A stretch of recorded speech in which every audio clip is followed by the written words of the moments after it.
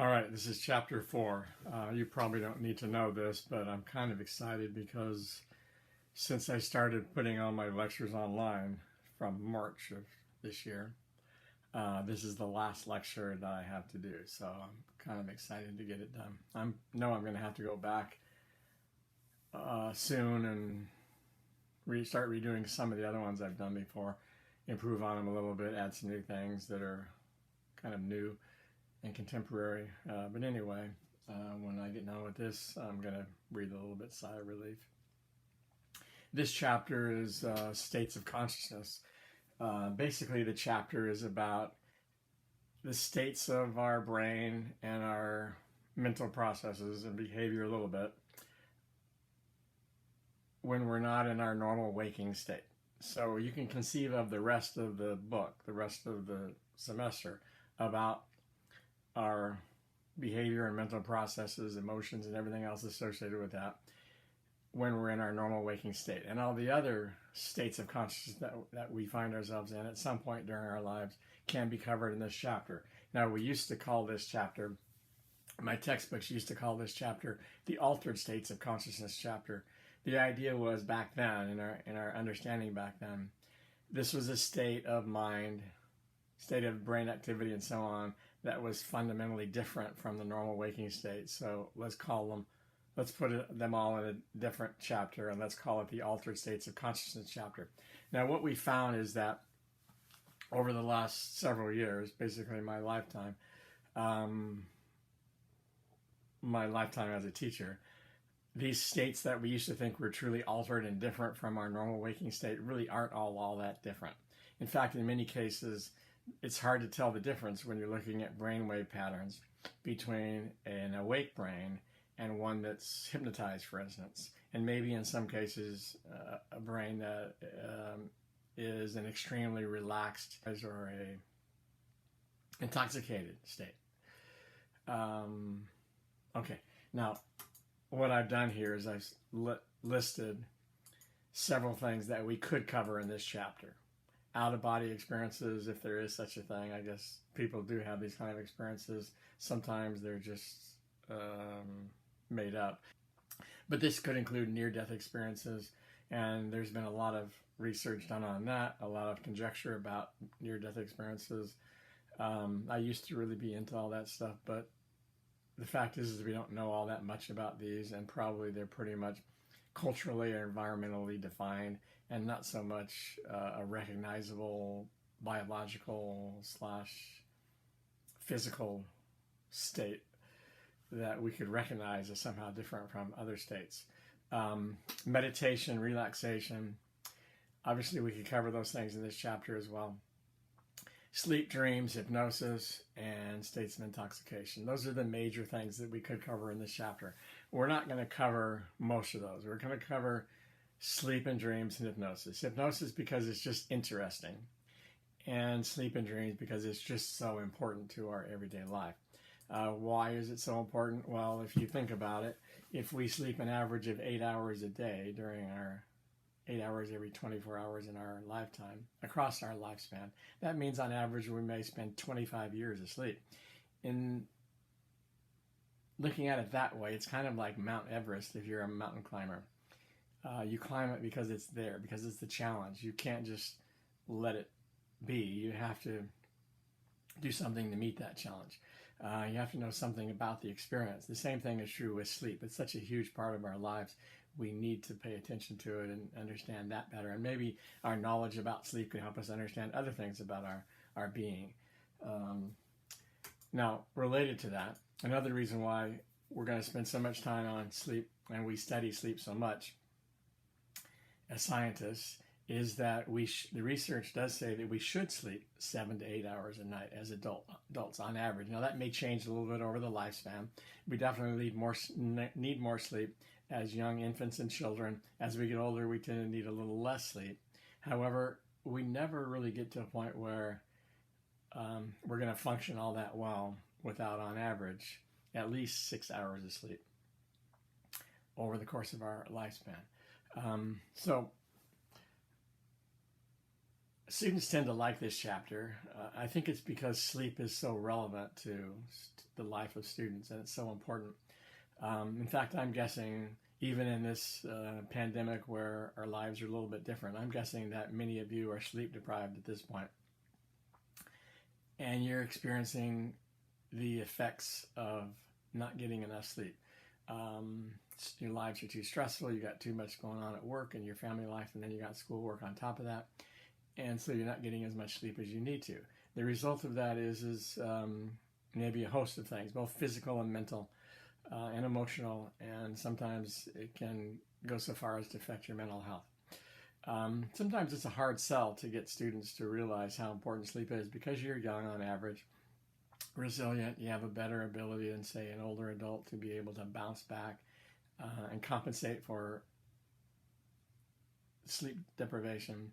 But the fact is more and more research is showing that sleep deprivation is huge. It has definite physical and mental biological effects on us. We can incur a sleep debt. The research now says that we don't have a great ability to be able to pay back that debt. Once we incur a large sleep debt, in other words, we've been sleep deprived chronically for a long period of time, the damage has already been done in terms of our physical, biological being. And so you can't just, sleep a whole week and not overcome several weeks of sleep deprivation. And of course, in the meantime, when you're sleep deprived, you may make errors at work. You may be involved in accidents, in cars, with mechanical equipment. More and more research is saying is that sleep deprivation is a significant factor. And I'm thinking maybe some of you are totally aware of that, but many of my students, I've found that their philosophy is kind of, look, sleep is kind of a time waster. If I could get by with less sleep and get more accomplished done during the day, then my life would be better, more productive. And so I want to try to cheat sleep as much as I can. Most of the research says that's pretty foolish. Now, at the risk of maybe ruffling a few feathers or maybe giving too much of my own views on this, because I think you're going to do a discussion board posts on this. What I found is that the people who are the hardest to convince that sleep is really important are the poorer students. It's the athletes, it's the superior students I found in my classes who really know that when they're sleep deprived, they don't function as well as they normally would. And so they're motivated to succeed in their physical, mental tasks. And so they do whatever they can to get the sleep that they need so that they're always going to be, more often going to be operating at the highest level. So anyway, the research says that we should get 7 to 8 hours of sleep on average every night. The research also says that we should primarily get our sleep during the night. Now, we live in a world where we could stay up all night and play video games, cyber shop, do homework. We can do all sorts of things. We got the light bulb. We got things that allow us to work all through the night. And many of you have to work through the night in order to make enough money to survive, take care of your financial needs. So we're flexible. We do what we have to survive, and if we have to cut back a little bit here and there on our sleep and sleep more during the day than we otherwise would, and cheat our sleep at night, we do it. But more and more, again, the research is showing that people who consistently work, shift work, late nights, particularly if it's more erratic, they suffer in the long run. Now, some people can deal with that okay, it's seemingly on the surface, but the truth is that over time, most people are going to have a hard time with schedules that cause them to need to sleep during the day more often than they sleep at night. Sleep is very variable. It's hard to make hard and fast rule for everybody, but in general, there's a cost to be paid when we don't kind of go with our biological flow, so to speak, the biological rhythms that suggest to us that we should sleep during the night and that we should get 7 to 8 hours of sleep. Now, I want to mention that prior to the invention of the electric light bulb, which was around 1860, 1870, we used to average 10 hours of sleep. Now we average between 6 and 7, mostly as adults in the U.S., probably in the world. And so in 1870 to 2020, that's 150 years. And over 150 years, we've decreased our amount of sleep, say 3 to 4 hours. That's a huge difference if you think about it in the long-term scheme of things. You could say that we're engaging in a massive kind of social lifestyle experiment. And so far, the data that's coming in suggests that experiment is not faring well for us as people.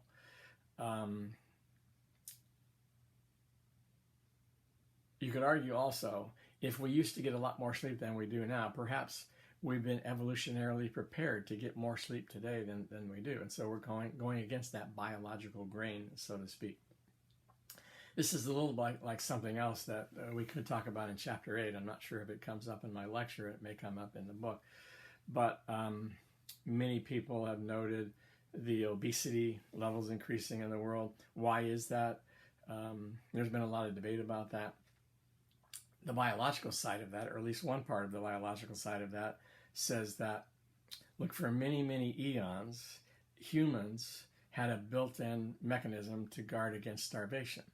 And the reason for that is because, evolutionarily speaking, the thing that was most threatening to our longevity on this planet, besides predators and things like that, was starvation.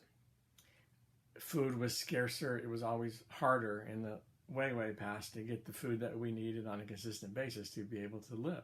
And so many people died of starvation. Over time, in terms of evolution, we developed mechanisms, internal mechanisms, to be able to guard against starvation.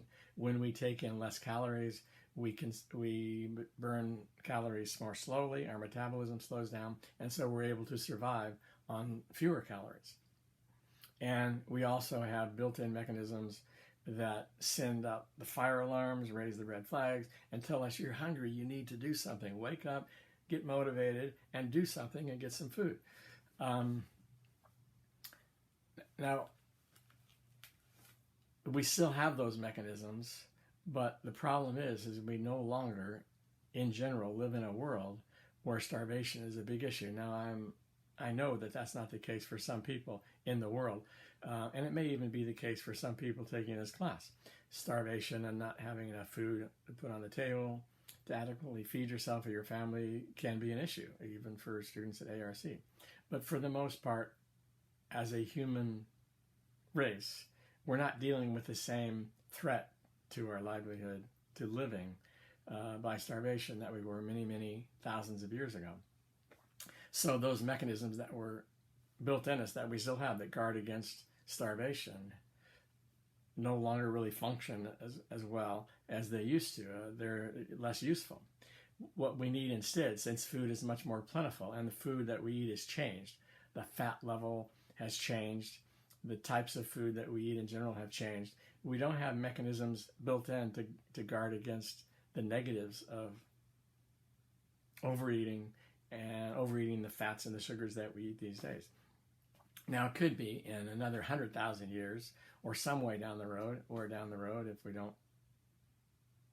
if we're still alive as a human race at that point, we will have evolved to the point that we develop mechanisms to be able to deal with the kind of food and the amount of food that we're eating now and that we have available to us.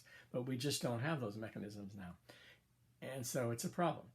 The result is we have a tendency to be obese, overweight, as opposed to very, very thin and starved. Now, if you understand that and you can relate to that at all, and that makes sense to you at all, I want to point out that same thing may be going on with sleep. We had all these mechanisms before that helped us to get the sleep that we needed, but now that we have all these environmental things in our life, the electric light bulb and computers and work that needs to be done in the middle of the night, we're kind of going against this biological grain that existed for hundreds of thousands of years for humans, and now we're paying a price for that. It could be, again, that another 100,000 years that we will have evolved mechanisms in our body to be able to deal with fewer hours of sleep each night, and we will have developed mechanisms to be able to sleep more qualitatively during the day than we do now. But the fact is that we're not out there now. In the meantime, we're paying a price for that. Now, one of the things that we can talk about in relationship to this biological grain that I've referred to is circadian rhythms. Circadian rhythms roughly means cycles that occur about 24 hours. Now, they're not exactly every 24 hours, but we do seem to have these cycles that regulate when is the best time to sleep and how much sleep we should get. Incidentally, these circadian rhythms also dictate things like when is the best time to take a medication that you need for some malady that you're dealing with, when's the best time to be physically active, when's the best time to be involved in thinking exercises, when you're most likely to be irritable, when are you most likely to be creative. All sorts of things that these circadian rhythms probably affect. But of course, in this chapter, we're basically going to be focusing on sleep. Now, just as an example of circadian rhythms, some examples, they include body temperature changes, hormone and neurotransmitter level changes, alertness changes in your body, changes in blood pressure and temperature, did I say that? And a whole host of things. You can't see this, but when you look at this in the PowerPoint later on, or if you're looking at it right now, what this shows is that our body temperature tends to be increased when we're awake and tends to be decreased when we're sleeping. And again, the next day it goes up, and then at night it goes down again. On the other hand, melatonin levels, which tends to be a body chemical that tends to lead to sleep and relaxation, melatonin levels tend to be lower during the day. They tend to increase at night. Again, over a couple of days here, you can see that it decreases it during the day and increases at night. So basically, the idea is that we've evolved this way. Our melatonin levels and our body temperature has evolved this way so that when we sleep, we can get the highest quality sleep, and we will be motivated to sleep during the night and not so much during the day, and again, to be able to sleep 7 to 8 hours in that 24-hour period. Now, you may sleep off cycle. If you're really, really tired because you've been sleep deprived, you may sleep in the middle of the day. So, we know that we can sleep off cycle, but I'm sure we've all had the experience of sleeping off cycle, particularly if we sleep longer than that ideal 20-minute power nap, say 1 to 2 o'clock, somewhere along in there. If we sleep a couple hours during the day, we may wake up feeling worse than we were before, and we may think, gee, I guess I'm sleeping too much. The problem is you're not sleeping too much. It's you're sleeping off cycle. And really, ideally, you need to change your lifestyle so that you're getting those 2 hours that you got during the day at night on a regular basis.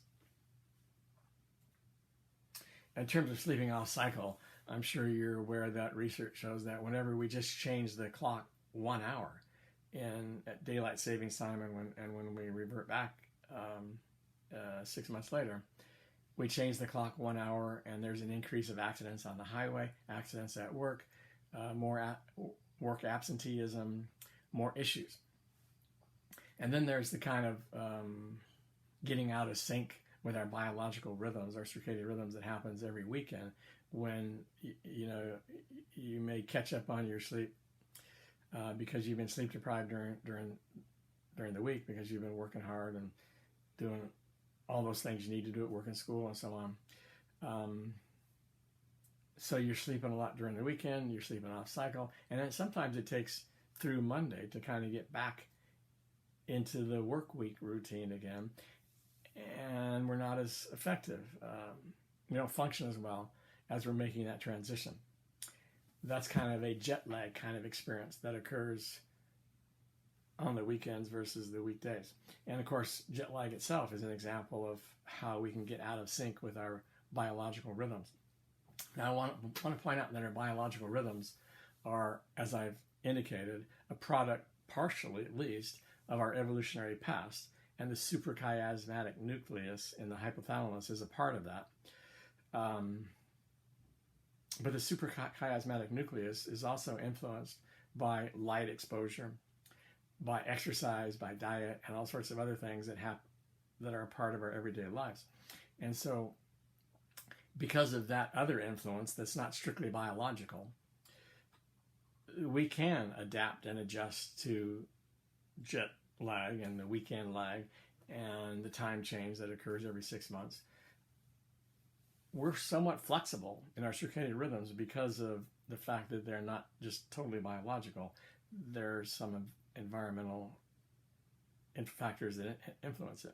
But the problem is if we're constantly traveling, say for instance, across many different time zones, in the same way as if we're constantly working a lot of shift hours and they're erratic and we're not really following a consistent biological grain in terms of sleep cycles and how much we sleep, then that kind of rubber band, that flexible rubber band of our circadian rhythms that dictate when we should sleep and how much we should sleep, it gets less elastic, it gets more likely to break, and so we suffer breakdown.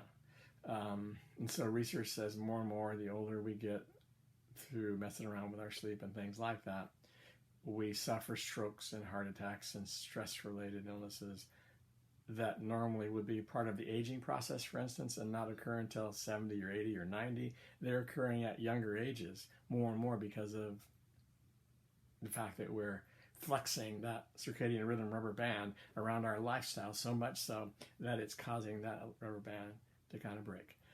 Those are the issues that make sleep so important today. Now, these circadian rhythms also dictate the stages that we go through as we sleep. So there are 5 stages that we talk about in sleep. The book will talk about how your brainwave patterns change with each stage, and that's how scientists know what stage you're in.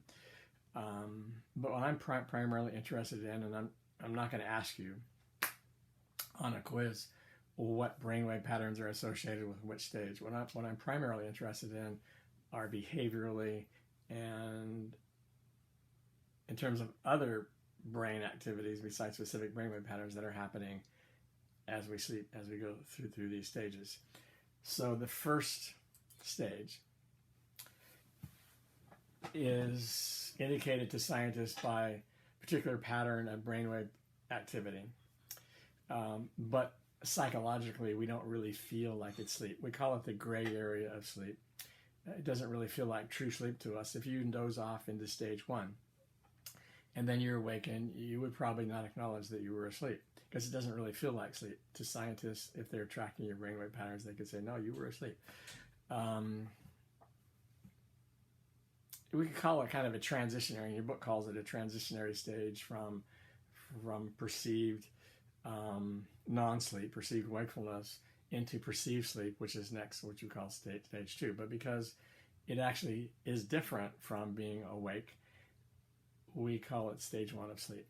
Now, if you're going to sleep at night, say, and you enter into stage 1, and this stage generally lasts just a few minutes, probably 5 minutes or less in general, it's common to experience something called a hypnic jerk or hypnagogic jerk. Sometimes I think textbooks, and your textbook might call it a myoclonic jerk or something like that. What happens is it's kind of a whole body or a half a body or a quarter of a body sudden jerk. And many of you have had this experience, and I'm sure all of you have. You feel like you're falling, you feel a sense of motion, you're flying or something like that. And it's as if you're afraid you're going to die, hit the ground and splat. And so you reach out and catch yourself, and the jerk is gone. So it's not this repetitive rhythmic jerking that might happen, or you might see with your dog when your dog is experiencing REM sleep. This is kind of a one-time thing that often happens in stage 1. Now, if you're having these hypnic jerks in the middle of the night, they're probably called something else, and they're not generally in stage 1 because you really only experience stage 1 once, the first 5 minutes or so of going into sleep. The rest of the night, as you would approach what would be stage 1, you enter into dream sleep, REM sleep. So later on, REM sleep takes the place of stage 1. If you survive your hypnic jerk, actually, let me say something more about the hypnic jerk. They know that hypnic jerks are more common when you sleep in a strange bed, say a motel or a hotel bed, on the couch or on the floor, or just in a different place where your body and brain is not generally used to the sensations that occur when you fall asleep. Basically what happens here is that your brain at some point kind of gets used to the muscles sagging into your bed the way that they sag into the bed based on how soft your bed is and all the different other variables associated with your bed. And at some point your brain says, you know what, in the past I have thought that when I'm getting these sensations that I was actually falling, and so I reached out and caught myself so that I didn't get hurt. But I've kind of learned that that's not really the case. That's not really what's happening. So I don't need to reach out and catch myself. I'm going to ignore that. But if you're sleeping in a strange place, your brain says, you know what, these sensations are a little different. And maybe I am falling this time. And so I better reach out and catch myself so that I don't hurt myself. So the next time you have a hypnic jerk, take note of whether that's in association with sleeping in a different place than what's normal. The research says they're more common when you sleep in a strange place. Now, if the hypnic jerk hasn't awakened you and you continue to go further into sleep, then you enter into stage two. So stage 2, as I said a moment ago, is what we feel like is true sleep perceptually, but it is actually the second stage of sleep because stage 1 is also a true stage of sleep, even though it seems like it's not. It's a light stage of sleep, obviously. People can talk in this stage. They can be sometimes coherent and answer questions. They may be able to respond more readily to somebody trying to rouse them or talk to them, to things that are happening. The phone rings or the doorbell rings or something like that. This stage is going to last a little longer than stage 1. Maybe 10, 15 minutes, although that's going to vary from person to person and night to night. If you continue to stay asleep, you're just going to go into a deeper stage of sleep, and then we go into stage 3. Stage 3, we'll call it deeper sleep, and then eventually you go into stage 4, which I'm calling deepest sleep. Now, many textbooks, and I think science in general, is kind of equating stage 3 and stage 4 these days, because the same thing that happens in stage 3 happens in stage 4 as well. But the fact is that in terms of brainwave patterns, there is a fundamental difference between the amount of delta and theta activity, brainwave activity, in stage 3 and stage 4. And I believe it's when you hit 50% delta activity that you enter into stage 4. But again, oftentimes the same things that we could talk about that happen in stage 3 happen in stage 4 as well. In fact, I'm going to say that the stage 3 things that are described in the book are just more likely to happen in stage 4. Among these things would be night terrors, and these can happen to anybody, but they're more common in childhood. Often children will wake up in the middle of the night and they're really animated and anxious and upset about something, and you try to waken them because it seems like they're kind of asleep, sleepwalking. But it's kind of hard to settle them down and to actually get through to them and really wake them up until finally, maybe after several minutes, they gradually calm down. If you try to pull out of them if they had a bad dream or something, typically there is no dream associated with night terrors. So a nightmare is when you have a scary dream. A night terror is when there is no such dream, but there's just sort of this hyperactive, anxious, physical and emotional activity going on in the middle of the night, and it's hard to arouse the child from this period. Now, sleepwalking, as I mentioned, in association with sometimes the night terrors, can happen often in this stage. You wake up and you think that it's time to go to school, and so it's really just 2 a.m, but you start taking your shower or getting ready for school, going down and fixing some breakfast, getting ready to go to school, and then finally you realize, oh, it's not 7 in the morning or 6 in the morning. It's 2 o'clock in the morning, so I'm going to go back to sleep. Most sleepwalkers do, it's seemingly on the surface, complex things. Getting ready for school, taking a shower, fixing breakfast, vacuuming the house, cleaning something. It seems like those are on the surface complex things, but if you think about it again, they're kind of mindless activities that are part of our routines that we can do kind of in our sleep without a whole lot of brain functioning. So that suggests something else that we need to point out about sleep stage 3 and 4, but again, most particularly stage 4. What's happening in these stages is that your brain is relatively inactive. It's not really making sense a whole lot of reality. It's not getting you closely in touch with reality to realize, look, there's nothing to be afraid of. I'm going to go back to bed. This night terror stuff is ridiculous. Or, it's 2 o'clock. I don't need to get ready for school. It takes you a while to figure it out. And if the phone rings, it's kind of hard to figure out what you need to do with it when you're in stage 4, particularly, because your brain is not really functioning at the highest level. At the same time, your body in stage 4 can be still fairly active. At times, it can be fairly restless. You are definitely relaxing more and more into stage 4, but you still have the ability to have muscle tension to be able to move. That's in contrast to REM sleep that we'll talk about next. In REM sleep, your body is as if paralyzed, and so you really can't move in general. In stage 4, it's kind of the opposite. Your body can be very active at the same time that your brain is not. And if you think about those two things, both of those things, they really fit well with the fact that night terrors and sleepwalking are more common in stages 3 and 4, and particularly 4, than the other stages, because this is the stage when you're active, physically can be, and your brain is relatively inactive. Now, let's talk about REM sleep next. REM sleep is really the opposite of stage 4 sleep.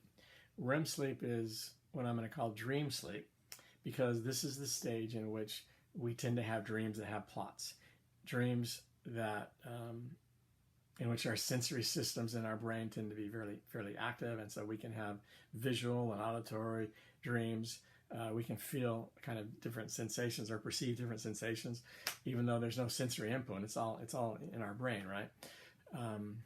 Dreams that happen in this stage tend to have a plot. They tend to have a sequence. They tend to have a real quality that so-called dreams in other stages don't really have. Now, your book will say, and most scientists will say, that dreaming can occur throughout the whole night, and they can. But the truth is if you're dreaming in stage 2, 3, and 4, the dreaming tends to be more vague and ambiguous and not nearly as sensory-oriented and not as real seeming as the dreaming that occurs in REM sleep. And that's the reason why I like to call REM sleep the dream stage of sleep. Now, the reason why this is the opposite of stage 4 is because your body is as if paralyzed, as I said, and your brain is very active. In fact, your brain can be more active during REM sleep than it is at many times during the day. Mostly what's active in the brain during REM sleep are your sensory areas, your primary sensory areas, not your front part of your frontal lobe, which is where we think rationally and coherently and have the greatest ability to control ourselves and our emotions and have a firm grasp on reality. That part of our brain is not really active, but the major other parts of our brain tend to be very active in association with dreaming. Now, many years ago, there was a guy at Harvard, a PhD professor, and you think that people who teach at Harvard got to be among the brightest and competent people on the planet, right? Well, this guy probably was very bright, but he had some interesting ideas. So he believed, first of all, that aliens existed out there in galaxies someplace, and that some of them were very advanced, and that they would come to our Earth and they would experiment with us and explore us, spy on us, and try to find out more about us. And he compiled all sorts of experiences that people had that suggested that maybe they were a subject of these aliens. And so this became part of the topic of what's called alien abduction, where aliens supposedly had abducted people on this planet and experimented with them and done things with them in their attempts to find out more about us. And his tie-in with that to this is many of his stories involved sleep paralysis. And some of you have probably experienced sleep paralysis, where you wake up at some point in the night and you feel some sort of alien presence, as if this alias is pinning you down to your bed. It's kind of an eerie, scary feeling because you can't move, and yet you feel like you're awake. Many people have had these experiences, probably some of you have. And so he compiled all these experiences along with his belief in aliens out there, and said, look, when this happens to people, what that is these aliens have abducted our bodies. They're experimenting on them. And ideally what they're going to do is they're going to give those bodies back to us before we wake up, so that we're none the wiser. We don't know that this happened. But sometimes they maybe forget, or they don't wake us. They don't give us our bodies back. They don't give us back to ourselves soon enough, and so we wake up and then we find out that that they've abducted our bodies. So his explanation for sleep paralysis, as I just described it, and many of you have experienced, is alien abduction. Now here's the Occam's razor, or the simplest explanation for sleep paralysis. It is that when you're in REM sleep, your body is as if paralyzed, even though your brain could be very active, and you could actually feel like you might be awake because you're dreaming about something that, when you wake up, you have to question yourself as to whether that really occurred or not. All that's happening in REM sleep, and most of the time, just before you wake up, you're in REM sleep.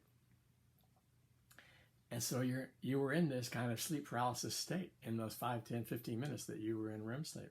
And if you happen to wake up suddenly out of that REM sleep, maybe at some times, and it's for some sort of weird reasons, your body remains sort of paralyzed even though your mind is awake. So this REM state of body and mind just sort of lasts a little longer into your waking state, and so you have this sort of weird experience, and you feel like maybe aliens have abducted your body and didn't give it back in time. But it's really just explained by the fact of what REM is actually characterized by: a lot of brain activity, but sleep paralysis. It just extends in the waking state at some point in our lives for many of us. Now, as we go through our sleep, we go through in cycles through all these stages. But when we go down to stage 4, we don't then go into REM. We actually go 1, 2, 3, 4, and then we go 3, 2, 1. 3, 2, and then instead of 1, you hit REM. So the first stage of REM is after you've gone down to stage 4 and then back up to REM from stage 2. It's going to occur about 90 minutes into your sleep. And then similarly, throughout the rest of your night, you're going to spend another 90 minutes going down into the deeper sleep and then back up again to the next stage of REM sleep. As the night progresses, that 90-minute cycle is going to incorporate fewer hours in deepest sleep and more hours in stage 2 and REM. So as you get towards 6, 7 in the morning, if you sleep till 8 or so, or somewhere along in there, late in the morning, you're most likely going to be in stage 2 or REM sleep just prior to waking up. If it's 12, 1, 2, somewhere along in there, depending upon what time you go to bed, you're more likely to be in stage 3 and 4 because you're going to spend more time in those deep stages at that time of night. Now, which time of night is most important for sleep? There's a lot of debate about that. The fact is that every stage seems to be important. REM sleep seems to be the most important. So we need those late morning hours when we're getting more REM sleep. Stage 4 tends to be probably second most important. And so we need those early morning hours when we're getting more of stage 4. There's this thing called REM rebound and stage 4 rebound. Basically what they do is when subjects go into a sleep lab and they're being tracked as in terms of what stage of sleep they're in at various times of the night. When they start to move into a stage from the next one, so say they move into stage 4 from stage 3, then the researchers kind of jostle them or send them a sound or something that causes them to kind of wake up momentarily, not enough to really kind of fully wake up and have to start over, but to sort of kind of be reset so that they're not going to move into stage 4. They're going to kind of go back, keep in the same stage that they were in. So through that process, again and again through the night, they can actually deprive somebody of stage 4 or stage 3 or stage 2 or even REM sleep. I think the confound in these studies is that you're disrupting their sleep to a certain extent, and so it's not normal sleep, and so that's going to, in effect, that by itself is going to have the effect of disrupting these people in some way. But anyway, what the researchers have suggested is that if they deprive somebody of stage 4 or stage 3 or stage 2 or REM sleep, the next night when they're allowed to sleep freely, these people tend to get more sleep in the stages that they were deprived of the previous night or nights. The strongest rebound effect, the one that's most likely to be made up in subsequent nights after having been sleep deprived, is REM sleep. The second most strongest rebound effect is in the deepest stages of sleep, so stage 4.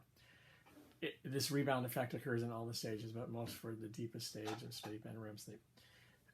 So anyway, we know that those are both really important. If we tend to make up those more readily than other stages of sleep, then they must be important. You can't see this, but you can look at it on the PowerPoint. When you look at it, you can kind of see that. Anyway, you can kind of see the progression here. You spend longer time in REM sleep as you get closer to the morning. Each subsequent stage of REM sleep will be longer than the last one, more than likely. Now, this is just to show you from my Fitbit a couple of years ago, that on this particular night, my sleep cycles were fairly erratic, and that I actually did experience some deep sleep, some REM sleep pretty early on, and then some deep sleep pretty late, much later into the morning. This is just to point out that, and I have to say that I don't really trust my Fitbit or any of those other mechanisms that we use these days to track our sleep. I don't really trust those, but to the extent that they can be generally accurate to a certain degree, the fact is they kind of show that our sleep cycles can vary a lot from person to person and night to night. So in general, they're going to look like this, but they're also going to vary a lot from person to person and night to night. All right, let's talk about dream theories. A little bit more about the REM sleep and what happens during that stage, and why we have this stage of sleep, why we have REM sleep and why we have dream sleep. Now, remember, in REM sleep, the brain is very, very active. So let's just focus on that part first of all. One theory says that the reason why we have REM sleep is to stimulate the developing brain. This theory goes along with the idea that young children, particularly infants, need more sleep than the rest of us because their brains are developing, and that's when a lot of development occurs. Imagine a very young infant that's sleeping 20 hours a day. If their brain is pretty dormant during that period of time, then they're not getting adequate exercise to be able to develop normally during their waking state. They're going to lose out on a lot of development. So you kind of need to periodically stimulate and exercise the brain during the night while the infant is asleep. As we get older and older, we need less amount of time to stimulate our brains and exercise during the night. But we still need it throughout the rest of our lives. We just don't need it as much. And so this correlates with the finding that our REM sleep, as a proportion of our total amount of sleep, does tend to decrease the older we get. So this REM period is a time to exercise our brain. Now, another similar theory is called the mental housekeeping theory. This theory goes further to say that when our brains are really active at night, what we're doing is we're consolidating memories, putting them in the right places, filing them away, replenishing chemicals, moving them around in the brain so that the next day we're going to be better able to function, both in terms of those memories and in other ways as well, to be more effective during that next day. So think of a desk or an office that you work in during the day. During the day, you've used a lot of Post-it notes. You jotted little notes down on different things. At some point, they need to be filed away. Certain things need to be thrown away. Pencils need to be sharpened. The pens need to be replenished. Post-it note supply tends to be replenished, things like that. You need to sort of straighten this paperwork over here and these books over here. Basically, the theory is that that's what's happening during REM sleep, during the night, so that we can be more effective the next day, particularly in terms of memory. Now, the research to support this says, and it's not really, really strong, but the research does suggest that if you take a test in the morning after 8 hours of sleep, and you've had your typical, say, 2.5 hours of REM sleep during those 8 hours, versus another group whose REM sleep was deprived, who also got 8 hours but didn't get any REM sleep, you're going to do better on the test than that other group. That's what the research says. You tend to do better on tests, on memory tasks, after you've had a good night of REM sleep than after a night in which you didn't have that REM sleep. That suggests some support for the mental housekeeping idea. Now, there's the Freudian idea that says that dreams, or this stage of sleep, and particularly dreaming as a part of REM sleep, is really an outlet for our unconscious processes that Freud emphasized. Now, Freud didn't really talk about REM sleep or any of the biology of sleep because he lived at a time in which we really didn't know about REM sleep. I believe that REM sleep wasn't really researched until the 1950s. People have been experiencing REM sleep ever since the beginning of time, but it really didn't get scientifically studied until I was born. And that was well after Freud died. So he didn't have the ability to incorporate any of our understanding of the biology of sleep in any of his theories. So he was left to focus on dreams and the other things that happen during sleep that might be related to our psyches and our unconscious. And since he did focus on the unconscious and symbols and the idea that we have this seething cauldron of psychic energy seeking ventilation, he hit upon the idea that every dream that we have has both a manifest content and a latent content. The manifest content of a dream would be the dream itself. So if you wake up and you report your dream to somebody and say, I went to school and I was naked, and I kept trying to hide myself from other people, but eventually I couldn't, and it was really embarrassing, and blah, blah, blah. That's the manifest content of your dream. But Freud said that every dream also has a latent content.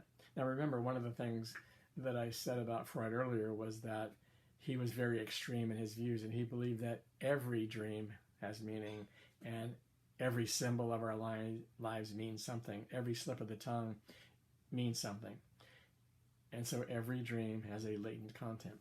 What is the latent content of that going to school naked dream? Who knows? But, maybe there's something in your life that you're afraid that is going to be exposed. You're hiding from other people, and you're afraid that they're going to find out about it. And there's this embarrassment that you're going to feel, and worry that you're going to feel that you're going to be discovered. And if you are discovered, there's this embarrassment you're going to feel. A manifest content of a dream might be that you're being chased by this monster, and you keep running and trying to get away, but you keep kind of going really slowly and falling down and falling into holes, and you just have a hard time getting away. The latent content might be that monster is your paper that's due in a few weeks or at some point during the semester, and you're repressing it, which is okay at some point because you have other things to do, but at some point it's still in the back of your mind and it's causing you worry and concern, and the monster is symbolic of that paper and the worry and concern that you have until it's done. And when you do the paper and you don't have to worry about it anymore, then those dreams go away. And there is some research, some people have done research that shows that actually is the case. That, in fact, some scientists have taught people to be lucid dreamers, where they take control of their dreams and change the plot. And what they found is that these people in their day-to-day lives, in the mental health aspects of their day-to-day lives, they tend to manage better when they're lucid dreamers and they take control of the things that are in their dreams, like the monsters and the issues that are symbolic of real life things in their life or in their psyche, which suggests some credibility. Now, I'm sure that's really soft research and it's hard to really do that scientifically, but there is some attempt to find out some scientific basis for Freud's idea of the dreams being the royal road to the unconscious, and this teaching people to be lucid dreamers and take control of their dreams and then see if that affects their everyday lives does tend to support the idea that Freud had about dreams. Now, I also want to point out, in relationship to dreams have meaning, there are people like I think his name was Elias Howe, who invented the electric sewing machine, or the needle that goes in the electric sewing machine.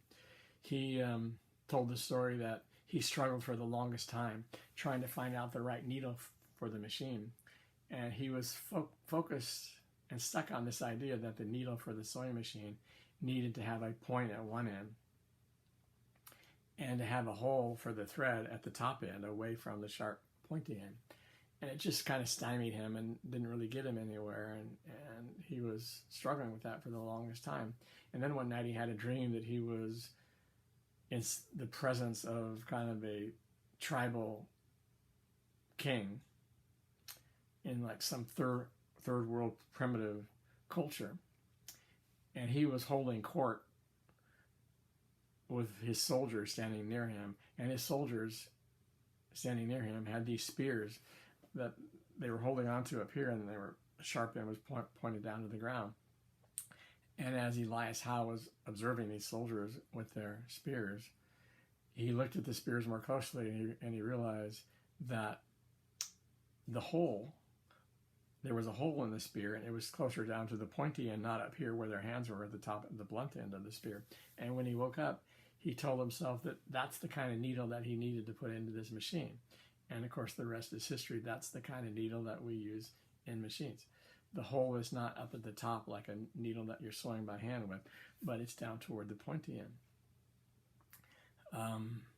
There's also other inventors, you can read about them online, who have claimed that they came up with their inventions through dreams that they had.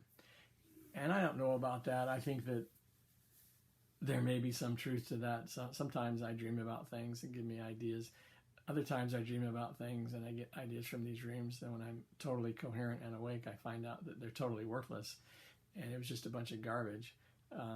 But sometimes our dreams can pull out things in our psyche that exist there that may be helpful for us to function in some aspect of our lives, but we're just kind of repressing it, or it's obscured by some other things, and so it just doesn't come out. I think sometimes dreams can be useful in that way. But I want to tell you this story that relates to this. I was teaching a class over at Sac State many years ago, and I gave them a riddle. Now the riddle, let's see if I can reproduce it here.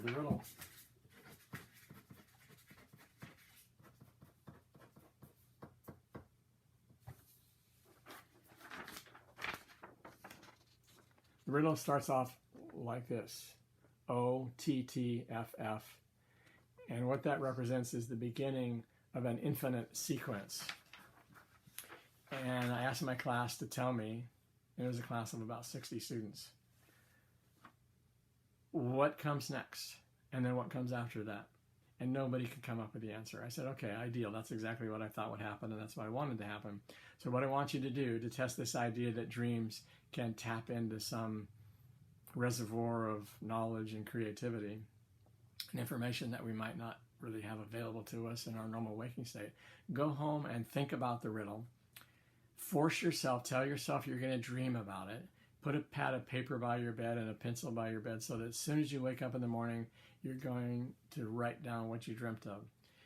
And write it down, describe it in detail, what your dream was all about, and then go back to the riddle and see if you can figure out the answer to the riddle from your dream, or any dreams that you can remember.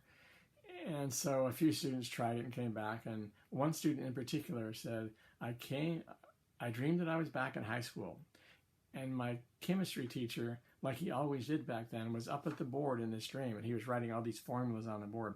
And just like when he was our teacher, he had his back to us, and he'd be writing these formulas, and he would be telling us things and lecturing and yelling to us so that we could hear him.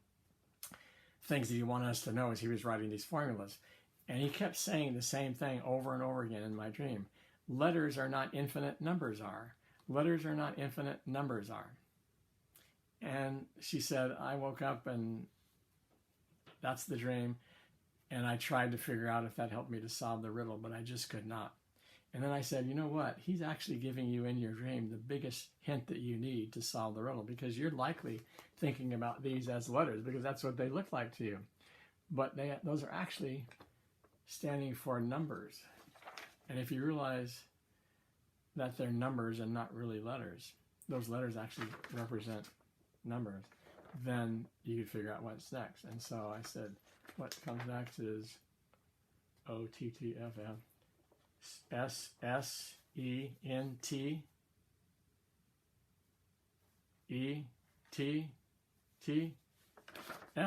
Okay, because this is 1, 2, 3, 4, 5, 6, 7, 8, 9, 10.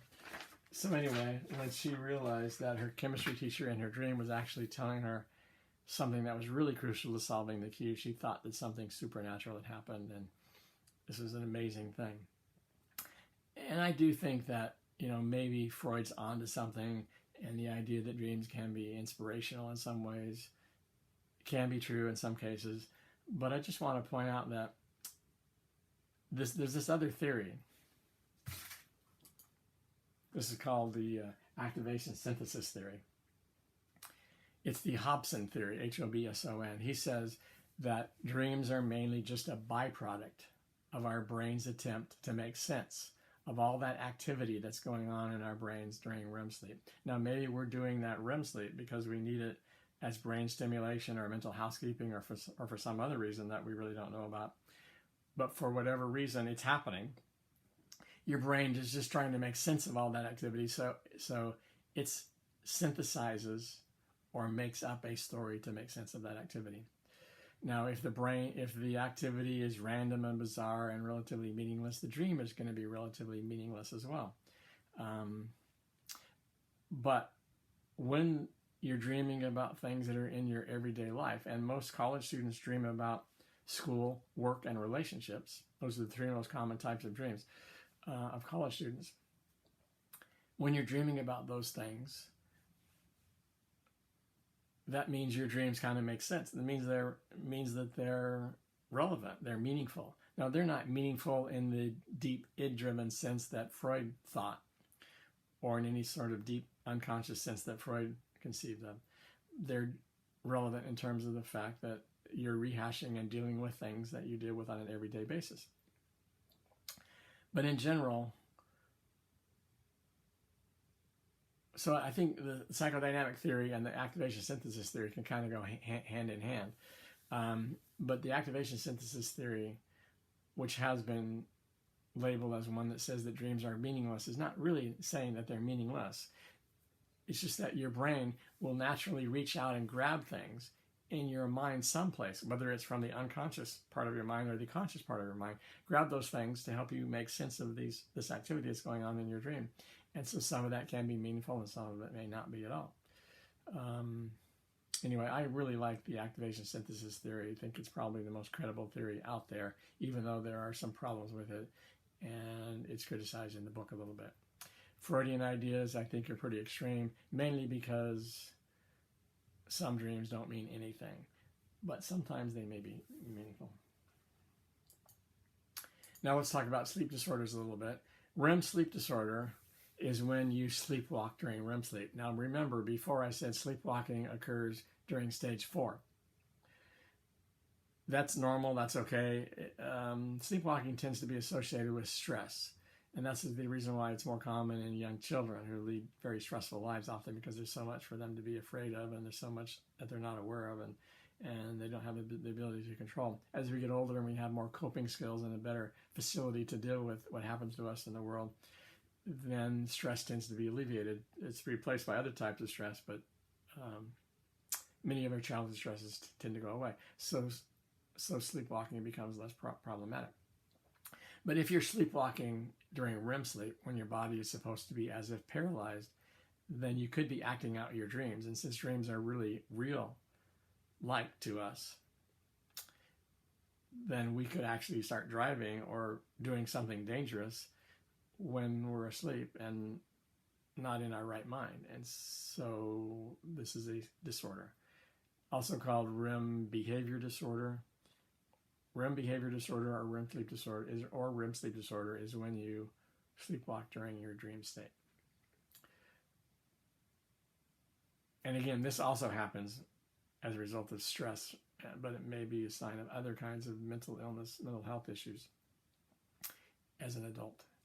And then there's also narcolepsy, which is when you have sleep seizures, so to speak, sleep fits during the day. They tend to be characterized by REM sleep, so you go immediately into REM sleep, and it's hard for you to be awakened because you're into this very captivating dream world, so to speak. It tends to be biological. People who suffer from narcolepsy tend to have some sort of biological defect. So they're trying to work with medications and other types of interventions of a biological nature to help narcoleptics. Sometimes narcoleptics get an aura, like people who suffer from epileptic seizures. They get in a little aura or a sense that they're coming on, and that way they can kind of forestall them and avoid them to a certain extent. I can sense this coming on, so I'm going to stop what I'm doing and sit down and relax a bit. But of course, if you don't have the aura coming on and you can't predict them, it can be problematic if you're driving or something like that. And so it can be an issue, real health issue, for safety issue for some of these people. Narcoleptics sometimes can experience cataplexy, which means total loss of muscle control, which again is similar to REM sleep, where your body is as if paralyzed. So if you flip into a narcoleptic kind of seizure, so to speak, you may just collapse to the ground, lose muscle control. Again, it seems to be biological, but extreme stressors, extreme anger, extreme excitement can be precipitators of narcoleptic seizures for people who suffer from narcolepsy. So you could be, if you're narcoleptic, you could be totally excited because you just won the lottery, totally excited because you're in the middle of a sex act, or totally angry at somebody because they've wronged you in some way. And that high emotion can trigger your brain into this sleep seizure, and then you got the problem. Insomnia is very stress-related, tends to be more common in women than men. Mostly insomniacs have difficulty falling asleep and staying asleep. Mostly they're worrying and they can't stop their mind from functioning when they're trying to sleep. And you need to relieve stress. You need to practice relaxation. Only sleep in your bed. Don't do anything else in your bed. Do all the things that you've heard about. Make sure that you not exposed to a lot of screen before you go to bed. Don't exercise before going to bed. Don't drinking a lot of coffee before going to bed, things like that. And then there's night terrors. Again, these are described these earlier, more common in children than adults. Oh, and then apnea. Apnea tends to be associated with SIDS and the immature development, lung development, and brain lung development in young infants. SIDS meaning sudden infant death syndrome. But apnea can also occur in adulthood, more often with men than women, particularly out of weight, out of shape, overweight men who when they fall asleep, gravity causes basically the breathing pathways to collapse upon themselves, and it's harder to breathe. And so literally, whenever they really fall asleep, they become so relaxed with poor muscle tone, their breathing becomes more difficult and they become deprived of oxygen, and the brain starts sending all these signals to the rest of the body. Wake up, we need to breathe. And so you got this deep snoring and chortling and coughing and spitting and efforts to try to get oxygen. And and then finally you get the oxygen you need, and you relax, you fall asleep again because you're worn out, and then you can't breathe again at some point, and so then you have to fight to get air again, and then it can become a problem. If that happens again and again overnight, maybe 500, 1,000 times a night, that can be stress on the body, stress on the heart. And so you get a CPAP machine or an IPAP machine, basically to force a little bit of air in the passageways so that everything stays open and you can breathe as a result of that. There are other techniques that can be used, but I think today more and more they're using CPAP and IPAP machines. Continuous positive air pressure, or some variation of that. You wear the mask, and then you have to get used to the mask to be able to sleep normally. Now let's talk about hypnosis. The question is it real? Now, if you conceive of hypnosis as a heightened state of relaxation and suggestibility, it is real. Let's talk about heightened state of relaxation and focus, first of all. I'm guessing many of you have not been hypnotized on a stage, but you've been hypnotized in other ways. So imagine that you've been in a movie, or recollect the time you went into the movie theater, say late in the afternoon when it was still light out, and you kind of just forgot about the fact that the movie's going to last 2-3 hours, and so when you get out it's going to be dark. And in the midst of not thinking about it and becoming totally engrossed in the movie, because it was a really good movie, you get out and you have to reorient yourself to what's going on, because it seems like, wow, it's dark. What day is this? You can be really confused, and it may take you a little while to get back to reality. That's the result of being hypnotized in that, watching that movie. You were so focused and engrossed into that movie that you kind of lost sense of what's going on in the world outside. Also, another example of hypnosis would be driving in your car. And let's say, sometimes this can happen between school and work, or vice versa. But let's take the trip from Sacramento to Los Angeles, for instance, on I-5. I'm sure you've had that experience where you're driving along and you're totally engrossed in thought or the conversation with somebody that you're with. And at some point you realize that you haven't really thought about anything you've done while driving for the last 2 hours or hour and a half or something like that. But apparently you braked when you needed to for those slower trucks. You changed lanes when you needed to.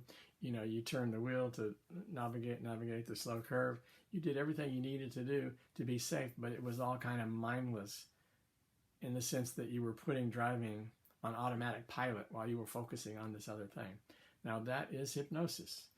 It's focusing on one thing while putting other things on automatic pilot. And if you witness hypnosis on the stage, that's exactly what the hypnotist is trying to do. Get you to not focus on the fact that you're the center of everybody else's attention who's watching you, and not focus on the fact that if you really were doing this in another state, you would be embarrassed, or you would think that it was irrational and you wouldn't do it. But to not focus on that at all, just focus on the relaxed, I'm going to concentrate on what the hypnotist is telling me, kind of a state of mind. Now, so in that sense, I would say that it's very real. It's not mysterious. It's not magical. It doesn't give anybody powers over you. It doesn't give really yourself powers over yourself. But it is real to a certain extent, and some people can do it better than others. And those people who can do it better than others, they're not necessarily more naive and less intelligent than other people. The fact is, the research says that people who are more easily hypnotizable have a greater ability to dissociate from reality and to get engrossed in books and movies or anything that they're engaged in. And that's actually a talent. It's a good thing for many people. But in that state, even if you are an easily hypnotized subject and you can get totally engrossed in something, you're not likely, according to the research, to follow the command so much that you do something that you otherwise wouldn't do. So if the hypnotist gets you to act like a chicken, or to see other people as being naked, or to think your phone is ringing, and so your shoe is ringing, and so you put your shoe up to your face to answer it, Maybe you do all those things, but if the hypnotist then asks you to shoot yourself or shoot somebody else, you're not going to do it unless you otherwise would do it anyway. So applications of hypnosis, one obviously is entertainment. Now, you have to realize when you watch hypnosis at the state fair or any place like that, grad night, that of the 20 people that are initially chosen to go up on stage to be hypnotized, only 5 or 6, maybe a few more, maybe a couple less, are truly hypnotized and this is real for them. There are other people maybe faking it, just kind of going along with it just for the heck of it. Others actually aren't doing it at all, and they're actually sent back to the audience. You have to pay attention to all those variations there. But there are some people who really are doing things that are kind of more extreme than they otherwise would do. But a hypnotist, a stage hypnotist, will tell you that they tend to work the audience ahead of time, and they tend to try to find out who's most likely going to be uninhibited and most likely to be engrossed in the suggestions, and they're going to do the things that they're being asked to do. And they're not always right. And so that's the reason why some people that they choose to be up on stage, it doesn't work out. But sometimes they are right, and those are the people that we tend to have a lot of fun with. Okay, hypnosis can also be used for relaxation. That's what it is primarily. You're relaxing, not asleep, not like a zombie, but focus so much on one thing and relax in a relaxed manner that whatever you're doing in the context of that relaxation, you're likely going to do better. And that includes stress relief, and the ability to focus on whatever you're doing. And so that would involve being a better dancer, piano player, even a better test taker. If you're really focused on what you need to do, on the skills that you've learned and the procedures you need to engage in to be successful, and not distracted by worries and concerns and embarrassments and fear of failure, you're going to do better. So hypnosis can be very helpful in those kinds of endeavors. And I think most athletes who are highly successful and performers of any kind who are highly successful, they engage in some sort of self-hypnosis to get in the zones, so to speak, and focus on what they need to do in order to, and not focus on other kinds of things in order to be successful. Now, probably the best application of hypnosis is pain relief. It's the most effective application. So my wife, when she was young, she had an ear abscess in her ear, and her sister tells us that the doctor hypnotized her and went in there with a lance and lanced it, and the ear can be a very painful part of your body, and she apparently handled it quite well under hypnosis. Lamaze childbirth is basically a form of hypnosis, focusing on something other than the pain of the childbirth and to help you get through it. My parents had a friend who was a dentist in Carmichael when I was growing up, and unfortunately he had a son at the time, a young teenager, 12, 13, 14, whose job was to clean up the dentist office on weekends. So one Saturday he went to the office and didn't come back. And so in trying to find out where he was, they went to the office and found him dead on the floor. Apparently he had played around with the nitrous oxide. They don't know if it had happened in the past before, if it was a one-time thing, but he had played around and experimented with it, and it killed himself on accident.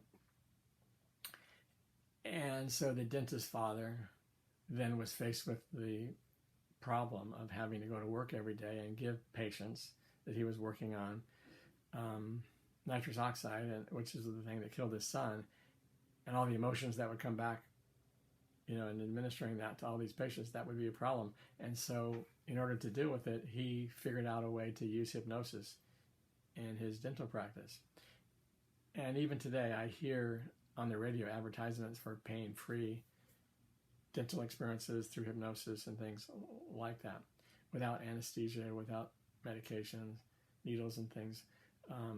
I think it takes the right kind of person, the right kind of patient, but my parents' friend, the dentist, was a successful dentist for many years after that, using hypnosis to help his patients deal with the pain of the procedures that he was doing in the office.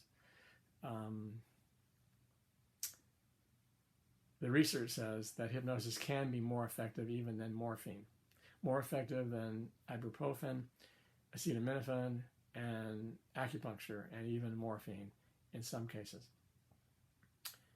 It's essentially kind of a mind over matter sort of a thing, and the power of suggestion. And a lot of pain is really mind over matter and suggesting to yourself that this is not painful, I can deal with it. And some people are better at that than others. Now you're going to watch this video.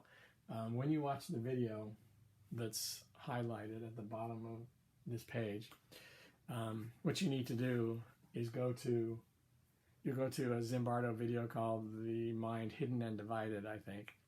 You're going to go to the 11-minute and 51-second point in the video.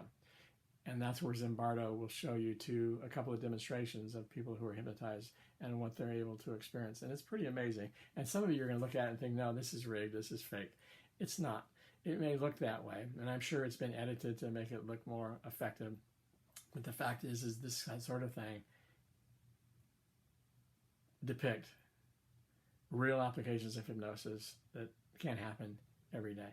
Now, I want to point out that hypnosis is probably not likely to be very effective in smoking cessation and the cessation of many other types of addictions. I think the reason for that is because mind over matter and power of suggestion, which is really a powerful tool, is not going to be really effective for things that are of a real biological nature. And if you're addicted to nicotine or something like that, that's a real thing. And you may be able to quit simply by sheer willpower, and many people do. But some people quit smoking and have other addictions like that, and they're able to quit them. They have to do it again and again and try again and again, because it's more than just mind over matter. There's so much more that goes into it. You have to change your lifestyle and do all sorts of other things to deal with the issues that come up of withdrawal and whatnot that come with getting rid of the addiction. But some people will swear that hypnosis helped them lose weight or to stop smoking and things like that. And it probably worked for them, but they were probably on the verge of being able to do it anyway. For most people who try hypnosis for those kinds of things, it really doesn't work. Okay. Now, I want to point out that the last thing on the list here is memory. Some people would believe, particularly those in the 1990s, who believed that you could hypnotize somebody and have them go back into childhood to relive when they might have been abused by dad or the stepdad or somebody else, that was an effective way to find the truth about somebody's childhood and what might be repressed. Many of those people want to believe that memory is an effective outcome. Enhanced memory is an effective outcome of hypnosis. The research says that's actually not true. The fact is with recovered memories of child abuse, most people who were abused as children cannot forget it, and it's not repressed in the first place. But when you go back into childhood through hypnosis, what you're doing is you are, if you're the hypnotized subject, is you're conceiving of that childhood experience as a 25-year-old or a 20-year-old, however many years old you are now. You're conceiving of that experience as a person of the age you are now and not as a 5-year-old. And so it's not really a true memory. The research also says that you're just as likely to come up with a false memory, something that's bogus, under hypnosis. Remember that hypnosis is a condition in which you're more susceptible to suggestions. And so if the hypnotherapist suggests to you, I think you might have multiple personalities, and these personalities were created to deal with abuse as a child, and so I think that you were abused as a child, some people are more inclined to be able to respond to those suggestions with other personalities and memories of childhood abuse when it was just a product of hypnosis. So it's not a very good technique, and actually Freud realized this early on. I think I point this out in the last chapter, chapter 15. Freud realized that hypnosis is not a good technique to pull things out of the unconscious because of the power of suggestion that is part of hypnosis. You have to be careful.